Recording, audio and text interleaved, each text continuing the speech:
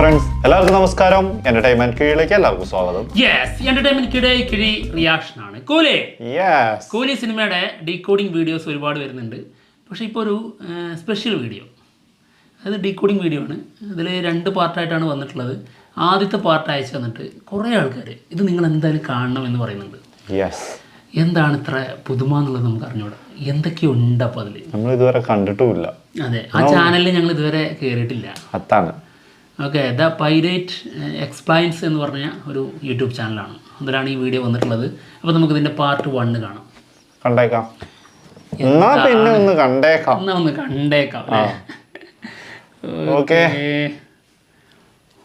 August 14 cinema റിലീസിനെത്തുകയാണ്. കൂലി ഒരു ദിവസം നാളത്തെ ഒരു ദിവസം കഴിഞ്ഞാൽ രാവിലെ പോണല്ലോ.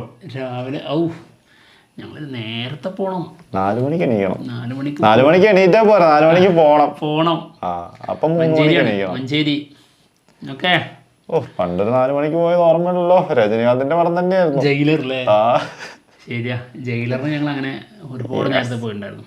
ഒരുപാട് നേരത്തെ പോയ സിനിമകൾ ഉണ്ട് കേട്ടോ, ഇഷ്ടം പോലെ. ഓക്കെ, അപ്പോൾ കാണാം. കൂലി സിനിമയിലെ ഹിഡൻ ഡീറ്റെയിൽസ് ചെയ്യാമോ എന്നുള്ള കമന്റിന് വലിയ സ്പോയിലേഴ്സ് ഉണ്ട്, അതുകൊണ്ട് ഞാൻ ചെയ്യില്ല എന്ന് പലരോടും മറുപടി പറഞ്ഞിരുന്നു. പക്ഷെ ചാനലിലെ ട്രാഫിക് നിലനിർത്താൻ ഞാനിത് ചെയ്യുകയാണ്. നിങ്ങൾക്ക് കൂലി യാതൊരു സ്പോയിലറും ഇല്ലാതെ കാണണമെന്നുണ്ടെങ്കിൽ ഈ വീഡിയോ ഇവിടെ വെച്ച് നിർത്തി പോവുക. തുടർന്ന് പറയുന്നത് നിങ്ങളുടെ ആസ്വാദനത്തെ നിങ്ങൾ പ്രതീക്ഷിക്കുന്നതിൽ അപ്പുറത്തായി ബാധിക്കും. തൊട്ടടുത്ത 5 സെക്കൻഡിന് ശേഷം നിങ്ങൾ ഇതുവരെ കേൾക്കാത്ത ഹെവി സ്പോയിലറിലേക്കാണ് വീഡിയോ പോകുന്നത്. റിസ്ക് എടുക്കുന്നത് നിങ്ങളാണ്. കൂലി സിനിമയിലെ കഥാസന്ദർഭങ്ങൾ മാത്രമല്ല, ഇടയ്ക്ക് ചില ടെക്നിക്കൽ കാര്യങ്ങളും വീഡിയോയിൽ എക്സ്പ്ലെയിൻ ചെയ്തിട്ടുണ്ട്. Welcome to the world of Coolie spoilers mates. ഒരു നല്ല തുടക്കമാണ്. ഗംഭീര തുടക്കം. നല്ല കോൺഫിഡൻസ് ഉണ്ട് കേട്ടോ. ദയാലിനെ കൊല്ലുന്നത് സൈമണാണ്, സൈമണെ കൊല്ലുന്നത് ദേവയാണ്. രാജശേഖരന്റെ സയൻസ് എക്സ്പെരിമെന്റ് മരിച്ചുപോയ ആളുകളുടെ ആത്മാവിനെ തിരിച്ചു കൊണ്ടുവരാനുള്ളതാണ്. വാച്ച് ഉപയോഗിച്ച് കള്ളക്കടത്ത് നടത്തുന്നതാണ് സിനിമയിലെ ഒരു പ്രധാന കഥ. രാജശേഖർ, ദേവ, കലീജ, സൈമൺ എന്നിവരുടെ കോമ്പിനേഷൻ സീനുകൾ പഴയ കാലഘട്ടത്തിലെയും പുതിയ കാലഘട്ടത്തിലെയും ഉണ്ടായിരിക്കും. സൈമണിന്റെ മരണശേഷമാണ് ദാഹ സിനിമയിലേക്ക് വരുന്നത്. ട്രെയിലറിലും ടീസറിലും ഇതുവരെ അനൗൺസ് ചെയ്യാത്ത പ്രാധാന്യമുള്ള കഥാപാത്രം ഉണ്ടായിരിക്കും.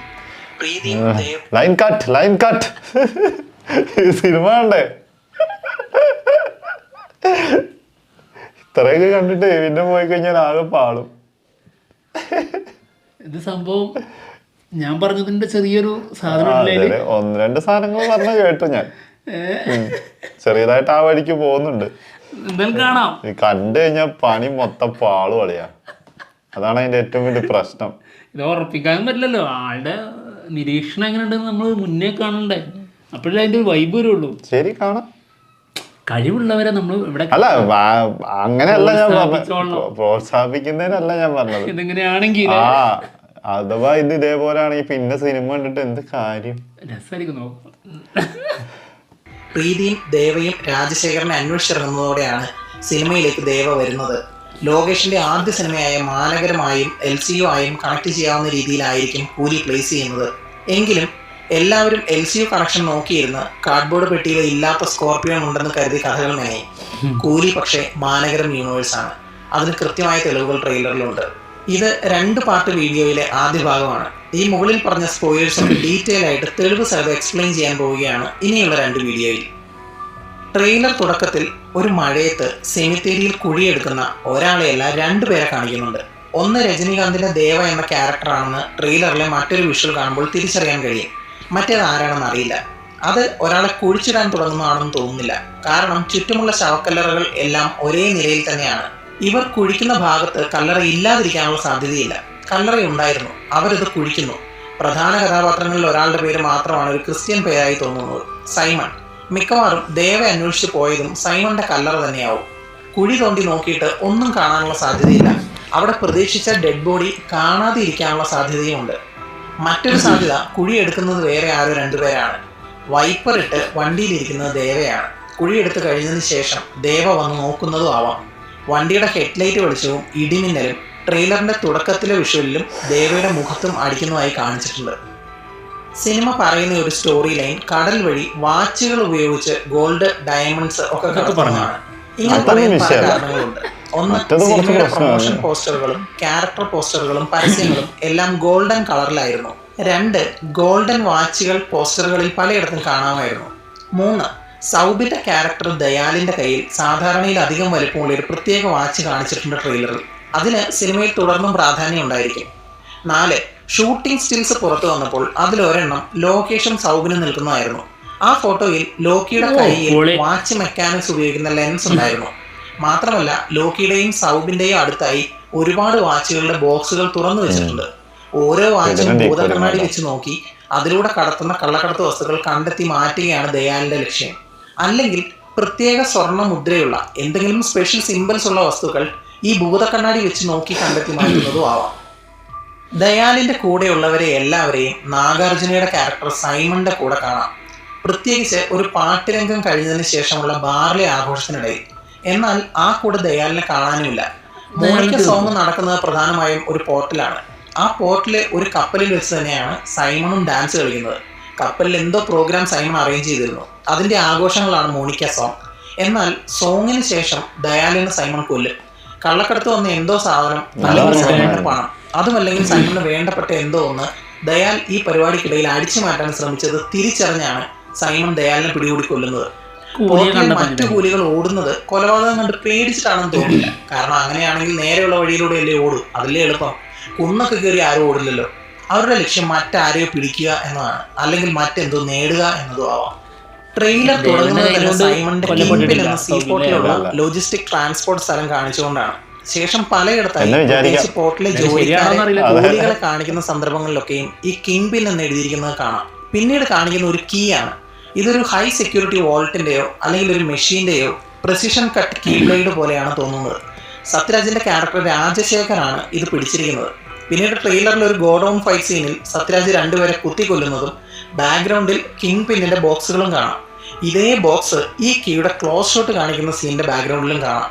ഈ മരത്തിന്റെ ബോക്സ് തുറന്ന് രാജശേഖർ എടുക്കുന്നതാണ് ഈ കീ. രാജശേഖറിന്റെ കയ്യിൽ വർഷങ്ങൾക്ക് മുൻപേ ഈ കീ കിട്ടിയിട്ടുണ്ട്.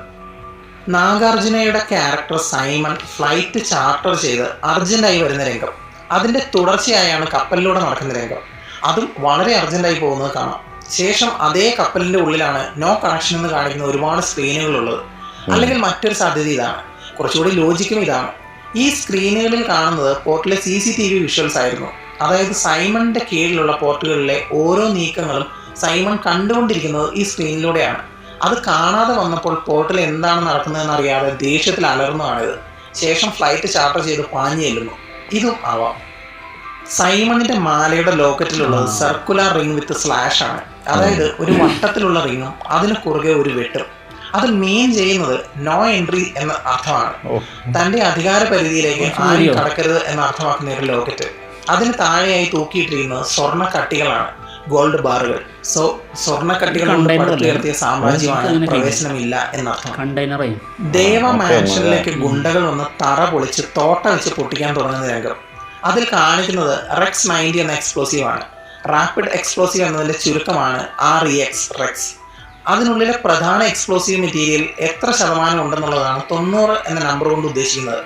RDX എന്ന എക്സ്പ്ലോസീവ് കെമിക്കൽ 90% ഉണ്ടതിൽ. ഈ റെക്സ് 90 എന്നത് മോൾഡബിൾ എക്സ്പ്ലോസീവ് ആണ്. അതായത് ഏത് ഷേപ്പിലുള്ള ഹോളിലും ഇത് ഇറക്കി വെക്കാം. ഡ്രില്ലർ ഉപയോഗിച്ച് കുഴിയെടുത്ത് അതിനകത്ത് ഇറക്കി വെക്കുന്നതായിട്ടാണ് കാണിച്ചിരിക്കുന്നത്. കുഴിയുടെ ഷേപ്പ് എങ്ങനെയാണെങ്കിലും റെക്സ് 90 ഫിറ്റ് ചെയ്യാം. വളരെ അക്യുറേറ്റ് ആയിട്ടാണ് ഈ കാര്യങ്ങളൊക്കെ സിനിമയിൽ കാണിച്ചിരിക്കുന്നത്. ഈ ഒരു സീനിൽ അടി കൊണ്ട് വീഴുന്നവന്റെ ചോരയല്ല വണ്ടിയിൽ തെറിക്കുന്നത്. കാരണം ചോര വരുന്നത് വേറെ ഡയറക്ഷനിൽ നിന്നാണ്. ആ ഫൈറ്റ് ദേവയുടെ ഫൈറ്റ് സീൻ തന്നെയാണ്. വണ്ടിയിലിരിക്കുന്ന ആളിന്റെ വായിൽ ടേപ്പ് ഒട്ടിച്ചു വെച്ചിട്ടുണ്ട്. ഫൈറ്റ് നടന്നു കഴിഞ്ഞ് ദേവ നോക്കുന്നതും ആ വണ്ടിയുടെ അകത്തേക്കാണ്. അയാളെ രക്ഷിക്കാൻ വേണ്ടിയാണ് ദേവ വന്നത് എന്ന് മനസ്സിലാക്കാം. പ്രീമിയം കാറുകളുടെ ഗാരാജിൽ വെച്ചുള്ള ഫൈറ്റ് ആണത്. ആ ഫൈറ്റ് സീൻ പലയിടത്തായി കാണിച്ചിട്ടുണ്ട് ട്രെയിലറിൽ. കാറിനുള്ളിൽ ഒരാളെ വായിൽ ടേപ്പ് വെച്ച് ഒട്ടിച്ച് കടത്തിക്കൊണ്ട് വന്നിട്ടുണ്ട് ഗുണ്ടകൾ എന്ന് വീണ്ടും കാണാൻ പറ്റും. ഈ സീനുകളൊക്കെ കണ്ടിന്യൂസ് സീൻസ് ആണ്. ദേവ അയാളെ രക്ഷിക്കാനാണ് വന്നിരിക്കുന്നതെന്ന് വ്യക്തമാണ്. ഇത് ദാഹയുടെ ഇൻട്രോ സീൻ ആവാനുള്ള എല്ലാ സാധ്യതയും ഉണ്ട്. 2 പ്രൈവറ്റ് ജെറ്റുകൾ വരുന്നുണ്ട്. അതിലൊന്നിൽ ദാഹയുടെ നായ്ക്കളാണ്. വിരുന്ന മേശയുടെ 2 വശത്തുമായി ഒരുപാട് ആളുകളെ കാണാം. മറ്റൊരു ഭാഗത്ത് ഒരുപാട് പേരുടെ കൈ കെട്ടി നിർത്തിയിരിക്കുന്നതും കാണാം. ദാഹ വരുന്നതും ഗണ്ണെടുത്ത് കെട്ടിയിട്ട എല്ലാവരെയും കൊല്ലുന്ന രംഗമാണത്. അതിൽ തന്നെ ദാഹയുടെ ബാക്ക്ഗ്രൗണ്ടിൽ 2 കണ്ടെയ്നറുകൾ കാണാം. പടക് ലോജിസ്റ്റിക് സർവീസ് എന്ന കണ്ടെയ്നറാണത്. ഇതേ കണ്ടെയ്നറുകൾ സൈമണിന്റെ കപ്പലിൽ ബോംബ് വെച്ച് തകർത്തതിന് ശേഷം നടന്നു പോകുന്ന ആളുകളെ ദാഹയുടെ ആളുകൾ തോക്ക് ചൂണ്ടി ഭീഷണിപ്പെടുത്തി നിർത്തിയിരിക്കുന്ന സീനിന്റെ ബാക്ക്ഗ്രൗണ്ടിൽ കാണാൻ കഴിയും. അതേ ആളുകളെ തന്നെയാണ് ഈ കണ്ടെയ്നറിൽ പിടികൂടി വന്ന് ദാഹയുടെ മുമ്പിൽ നിർത്തിയിരിക്കുന്നത്. ദാഹ വെടിവെച്ച് കൊല്ലുന്നത് സൈമണിന്റെ ആളുകളെയാണ്. കറുത്ത 2 ശവപ്പെട്ടികളും മുകളിൽ പൂക്കളും കാണാം. ഈ കറുത്ത ശവപ്പെട്ടി ഉപയോഗിക്കുന്ന മാഫിയ, ക്രൈം ലോഡ്സ് ഒക്കെയാണ്. തൊട്ടടുത്ത് നിൽക്കുന്ന മതപുരോഹിതരുടെ വേഷം ഒരു അൺകൺവെൻഷണൽ വേഷമാണ്. മിക്കവാറും അവരേതെങ്കിലും കൾട്ട് കൾച്ചറിന്റെ ഭാഗമായിരിക്കും. ദാഹയുടെ ശരീരത്തിലെ ടാറ്റുവും കയ്യിലെ അക്ഷരങ്ങളും ഒരു ഗോതിക് ഫീൽ തരുന്നവയാണ്. അതൊരു മാഫിയ ഡോൺ ഫ്യൂണറൽ ഫംഗ്ഷൻ ആവാനുള്ള സാധ്യതയുണ്ട്. ശവപ്പെട്ടിയിൽ സൈമൺ ആയിരിക്കാം. ദാഹയുടെ വെടിവെപ്പ് ഷോപ്പ് സീനിൽ ശ്രദ്ധിച്ചാൽ തീൻമേശയുടെ ഹോസ്റ്റ് സീറ്റ് പൊസിഷനിൽ ഇരിക്കുന്നയാൾ ഒരു ഹൈലി അഡ്വാൻസ്ഡ് MND വീൽ ചെയറിൽ ഇരിക്കുന്നത് കാണാം. Motor neuron disease wheel chair ആണത്. അയാളുടെ വലത് കൈപ്പത്തിയുടെ അടുത്തായി വീൽ ചെയർ സ്വയം നീക്കാൻ കഴിയുന്ന കൺട്രോളർ വ്യക്തമായി കാണാം. ആ ക്യാരക്ടർ ആരാണെന്ന് ഇതുവരെ മേക്കേഴ്സ് പുറത്തുവിട്ടതായി കേട്ടിട്ടില്ല. ഇതൊരു ഫ്രാഞ്ചൈസി ആവാനും ഞെട്ടിക്കുന്ന കൂടുതൽ ക്യാരക്ടേഴ്സ് കാണാനുമുള്ള സാധ്യത സിനിമയിലുണ്ട്. ഈ ഒരു ഡീറ്റെയിലോട് കൂടി ആദ്യത്തെ പാർട്ട് അവസാനിക്കുകയാണ്. നിങ്ങളുടെ തിയറികൾ പോസ്റ്റ് ചെയ്യും. കൂടുതൽ സിനിമ ചാനൽ സബ്സ്ക്രൈബ് ചെയ്യാൻ ശ്രമിക്കും. Thanks for watching. Bye bye guys. എന്താ എന്റെ കൂലി സ്റ്റോറി ഉണ്ടായിരുന്നില്ലേ? ഇവന്റെ കൂലി സ്റ്റോറി ആണെങ്കിൽ പിന്നെ നമുക്ക് പേടിക്കേണ്ട ആവശ്യമില്ല. അല്ല, പേടിക്കേണ്ട ആവശ്യമില്ലായിരുന്നു. ഇതൊന്നും സംഭവിക്കാൻ പോണില്ലല്ലോ എന്നുള്ള ആത്മവിശ്വാസം ഉണ്ടായിരുന്നു. പക്ഷെ ഇതിലേക്ക് വന്നപ്പോ പക്ഷെ അതില് കുറച്ച് സാധനങ്ങളുണ്ട് കേട്ടോ. അതായത് ടൈം ട്രാവൽ പരിപാടി എന്നുള്ളത് ഇതിൽ സംസാരിച്ചിട്ടില്ല. അത് അടുത്ത പാർട്ടിൽ ഉണ്ടാവും. അത് പറയുന്നില്ലേ, ആത്മാവിനെ തിരിച്ചു കൊണ്ടുവരുന്നു എന്നുള്ള സാധനം അത് അടുത്ത പാർട്ടിൽ പറയാനുണ്ടാവും. അതെ, മരിച്ചവരെയും അല്ലെങ്കിൽ അതായത് മരിച്ചവരെ ഇങ്ങോട്ട് കൊണ്ടുവരിക എന്നുള്ള സംഭവം. അത് അമീർ ഖാന്റെ ക്യാരക്ടർ ഞാൻ ഫ്യൂച്ചറിൽ നിന്ന് ഇങ്ങോട്ട് കൊണ്ടുവന്ന് പറഞ്ഞു. എന്താണെന്ന് നമുക്ക് കണ്ടറിയാം. എന്തായാലും കാണാൻ പോകുന്നവരുടെ ഫ്യൂച്ചർ നിങ്ങളൊക്കെ കൂടി അങ്ങോട്ട് കൊളാക്കി അല്ലേ? അത് കാണുന്നതിന്റെ വൈബ് കളയും. ഒരു ബന്ധമില്ലല്ലോ, അത് പറയാൻ പറ്റൂല. ശരിയാണല്ലോ. എനിക്ക് അതിന്റെ ലോജിക്കൊന്നും തീരെ തോന്നിയില്ല. വെറുതെ അതിന്റെ സൈൻസ് ഒക്കെ വെച്ചിട്ടായിരിക്കും. അതായത് ആ ഒരു സൈൻ അങ്ങനെയാണ് യൂസ് ചെയ്യുന്നത് വെച്ചിട്ട് അത് ഈ ചിലര് നമുക്ക് അയച്ചു തരും. ഇത് ഡീകോഡിങ് ചെയ്യാൻ വേണ്ടിട്ട് ഇതിനർത്ഥം അങ്ങനെ ഉണ്ട് എന്നൊക്കെ പറഞ്ഞു ചെയ്യാറുണ്ട്. അതൊക്കെ വെച്ചിട്ട് അല്ലേ, ഇപ്പൊ ആ സിമ്പിളിന്റെ ഇത് കാണിച്ചത് അത് വെച്ചിട്ട് പറഞ്ഞ സാധനം തന്നെയാണ്. അതെ അതെ, അങ്ങനെ ഒരു സാധനമാണത്. എനിക്കത് കണ്ടെയ്നറായിട്ടാണ് ഫീൽ ചെയ്തിട്ടുണ്ടായിരുന്നു. അവിടെ ആ ഒരു ഈ റൗണ്ടിന് താഴെ ഒരു ചെറിയൊരു ബോക്സ് ഉണ്ട്. അത് കണ്ടെയ്നറായിട്ടാണ് ഫീൽ ചെയ്തത്. എന്തായാലും നോക്കാം. 2 ദിവസം കൂടി വെയിറ്റ് ചെയ്താൽ പോരെ. നിങ്ങൾ എന്തിനാ ഇങ്ങനെ അർജന്റ് ആക്കുന്നത്? കണ്ടാ പോരെ. ബാക്കി ചെയ്യണ്ടേ രണ്ടാം ഭാഗം? ഞാനില്ല, ഇനി കാണേണ്ടത് ആ സെക്കൻഡ് പാർട്ടിന് ശേഷം ഉള്ളതായിരിക്കും. അതൊക്കെ കൂടി ഇപ്പൊ വിളിച്ചു പറയും. വെറുതെ എന്തിനാ കാണാൻ ചുമ്മാ പറഞ്ഞ കേട്ടോ. നമുക്ക് കാണുന്നതിന് കുഴപ്പമൊന്നും. എന്തായാലും ഞങ്ങൾ എന്നാലും എൻജോയ് ചെയ്യും. അല്ലേ, ഗംഭീര ഡീകോഡിംഗ് ആണ്. ഓരോ സാധനം എടുത്തു വെച്ച് നന്നായിട്ട് പറയണ്ട കേട്ടോ. അത് അടിപൊളി. ഇതാണ് കഴിവുള്ളവർക്ക്, ഇതാണ് അന്ന് ഞാൻ പറഞ്ഞ സാധനം. അതാണ് കഴിവുള്ളവർ ചെയ്തോളൂ. ഇതാണ് ഇത്. എന്തായാലും പോവല്ലേ? അപ്പൊ എന്തായാലും ഞങ്ങൾ പോവാണ്. മറ്റുള്ള വിശേഷങ്ങളുമായിട്ട് ഉടനെ തന്നെ വരാം. ബൈ.